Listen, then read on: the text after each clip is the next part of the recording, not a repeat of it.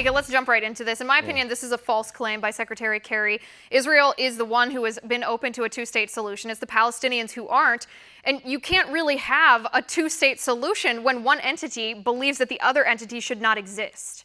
That's exactly right, Liz. And you know the false choice narrative that John Kerry had implemented throughout his speech is just he acts as if both he and President Obama act as if the last 30 years of history have not occurred, as if Israel hasn't made multiple offers to create really the third Palestinian state at this point in Judea and Samaria, which would be the first Palestinian state or independent Arab state of any kind in that region in history. They act as if, at Camp David with Bill Clinton, Ehud Barak didn't offer a state in the overwhelming majority, 96% of Judea and Samaria, what people call the West Bank, to Yasser Arafat, and that was rejected. They act as if in 2008, Prime Minister Olmert didn't make a similar but even better offer to Mahmoud Abbas, the current president for life of the Palestinian Authority, and that wasn't rejected. They act as if for the last 8 years, Mahmoud Abbas hasn't refused ever to meet face-to-face with Bibi Netanyahu and negotiate. They act as if for the last 8 years, Mahmoud Abbas and his Palestinian Authority have not continuously incited Arabs in Judea and Samaria and throughout the Middle East, frankly, to attack and kill Jews. They act as if all this history hasn't happened. And they also ignore completely the fact that the Palestinian Authority is now a unity government with the Hamas group, which is a terrorist group, according to our own State Department. Right, and I think that's what leads to a binary choice like this that Secretary Kerry offers us,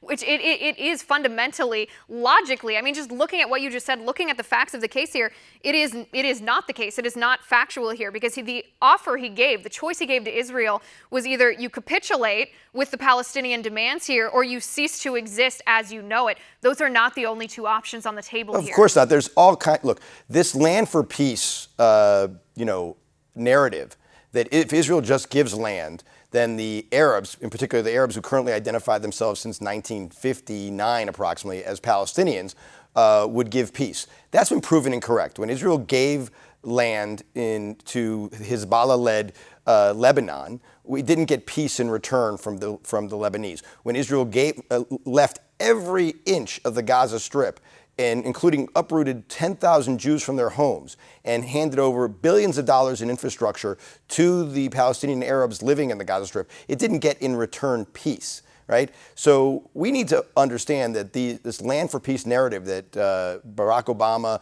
and John Kerry have been stuck on for the last 8 years, and this holding up Jewish communities in Judea and Samaria, what they call settlements, as being the obstacle to peace, is not the only path forward. There are other paths forward. Right, because it's not about territory here. I just want to put this very bluntly. It's not about territory. It's about ideology here. It's the ideology of the Palestinians, which is radical Islam. They're anti-Semitic. They do not believe that Jewish people deserve a place to live on this earth. They want to wipe the nation of Israel off the face of this earth. The problem here is the ideology, not the territory. Of course, you hit the nail right on the head. And we have to ask, what is it that people want, right? And when you look at the Palestinian Authority, when you look at Hamas and you look at the Fatah party, which runs the Palestinian Authority right now, and you ask, what is it they want? Do they want a 22nd Arab state that they'll call Palestine, which will be, again, at this point, the third Palestinian state, including Jordan and Gaza? No, they don't want that. If they've wanted that, they could have had it many, many times over the last 60 years in history.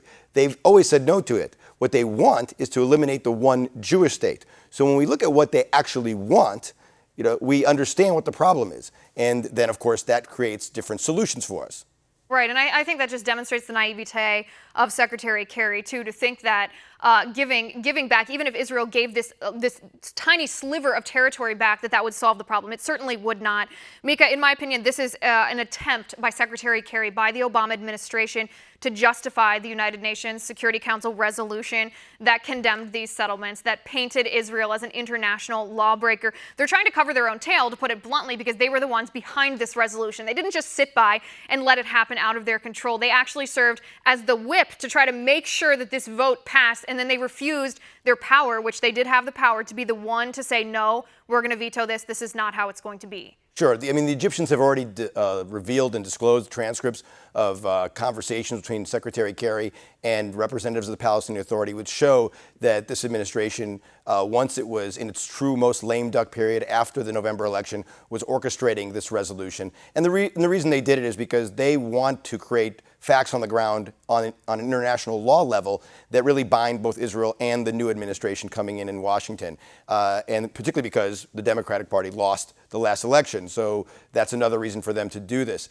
But the thing that's the Simon Wiesenthal Center said that this UN resolution 2334 was now the most anti-Semitic act of 2016.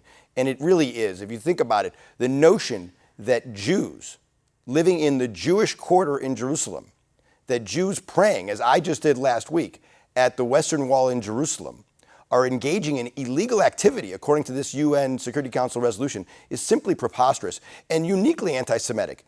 That Jews can't live in Judea. That is what we're talking about here. Right. That would be equivalent to saying Arabs can't live in Arabia. That's what we're talking about. That's how offensive this is. That's how anti-Semitic it is. And that's what the Obama administration was orchestrated and then, of course, made a big show of not vetoing at the UN Security Council resolution. Right, and it's almost remarkable to me in a sense that we live in a world where we've seen this pattern of history before. We've seen this anti-Semitism before. We've seen photos and videos of Auschwitz. We've seen our grandfathers fight against the Nazis. We've seen millions of Jews exterminated for the sin of being Jewish. Yet this type of anti-Israel, anti-Semitic, dangerous, poisonous rhetoric, it's not just tolerated, it's accepted, it's explained away. It's mind-boggling to me. And I echo President-elect Trump that says, Israel, just hold on, January 20th is coming here pretty soon, and we'll have your back at that point. Micha, thanks so much for being here. It was great to talk to you. Thank you, as always. All right, guys, what do you think of this? Let us know, as usual, on Twitter, Liz_Wheeler. Meantime, we'll be right back.